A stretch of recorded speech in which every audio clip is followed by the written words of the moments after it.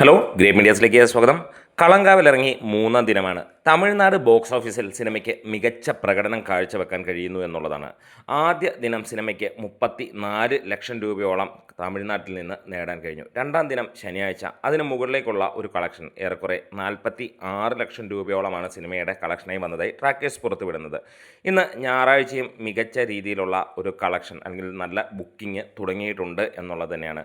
ഇന്ന് നമുക്ക് ചെന്നൈ പോലെയുള്ള നഗരങ്ങൾ എടുത്തു നോക്കുമ്പോൾ മോർണിംഗ് ആഫ്റ്റർനൂൺ സെക്ഷനിലെല്ലാം തന്നെ പല സ്ഥലങ്ങളിലും ഓറഞ്ച് അലേർട്ട് കാണാൻ കഴിയുന്നു. നമുക്കറിയാം, ഇങ്ങനെ ഒരു മലയാള സിനിമ വരുമ്പോൾ തമിഴ് ഡബ്ഡ് വെർഷനുമല്ല എന്നുള്ളതും അറിയാം. എന്നിട്ട് പോലും സിനിമയ്ക്ക് അമ്മാതിരി ഒരു കളക്ഷൻ വരാൻ കഴിയുന്നു, അമ്മാതിരി ജനപിന്തുണയും കിട്ടുന്നു. ഇവിടെ പലപ്പോഴും മമ്മൂട്ടി കമ്പനി കാണിക്കുന്ന മണ്ടത്തരം, ചില സിനിമകൾ അല്ലെങ്കിൽ ഈ വരുന്ന സിനിമകൾ ഒന്ന് ഡബ്ഡ് വെർഷനും കൂടി ഇറക്കുകയാണെങ്കിൽ തീർച്ചയായിട്ടും ആളുകൾ കാണും. അവിടെയൊക്കെ ഇതിൻ്റെയൊക്കെ 4 ഇരട്ടി ആളുകൾ കാണാൻ തയ്യാറാണ്. അതൊക്കെ റിലീസിനോട് ചേർന്ന് തന്നെ ചെയ്യണം, അല്ലാതെ സിനിമ ഇറങ്ങി കുറേ നാൾ കഴിഞ്ഞിട്ടല്ല ചെയ്യേണ്ടത്. പലപ്പോഴും അത് തന്നെ ചെയ്യാറുമില്ല എന്നുള്ളതുമാണ്. ഇവിടെ ഈ ഒരു ഞായറാഴ്ച പ്രതീക്ഷിക്കുന്നത് 60 ലക്ഷം രൂപയ്ക്ക് മുകളിലേക്ക് വരും എന്നുള്ളത് തന്നെയാണ്. അത് ഉറപ്പിക്കാം എന്നുള്ളത് തന്നെയാണ്. അങ്ങനെ വരുമ്പോൾ 2 ദിവസം കൊണ്ട് സിനിമ നേടിയിരിക്കുന്നത് 80 ലക്ഷം രൂപയ്ക്ക് മുകളിലാണ്.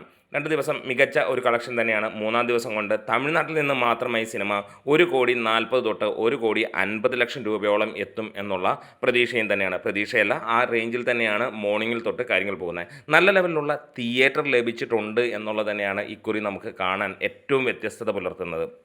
എന്തായാലും തമിഴ്നാട് ബോക്സ് ഓഫീസ് അത്യാവശ്യം നല്ല ലെവലിൽ മമ്മൂട്ടിക്ക് ഫാൻ ബേസ് ഉള്ളതാണ്.